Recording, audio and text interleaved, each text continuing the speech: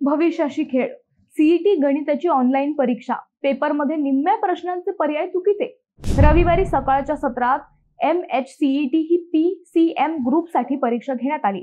यामध्ये गणिताच्या पेपरमध्ये 50 पैकी 20 ते 25 प्रश्नांचे पर्याय चुकीचे असल्याचे समोर आले. परीक्षा संपल्यानंतर विद्यार्थ्यांनी एकमेकांशी चर्चा केल्यानंतर ही बाब उघड झाली. आता यावर काय कार्यवाही होणार? चुकीच्या प्रश्नांचे मार्क्स मिळणार का? असे प्रश्न विद्यार्थ्यांना पडलेत. शासनाने नियुक्त केलेल्या एजन्सी मार्फत अहिल्यानगरमधील विविध ठिकाणच्या केंद्रांवर ही परीक्षा घेण्यात आली.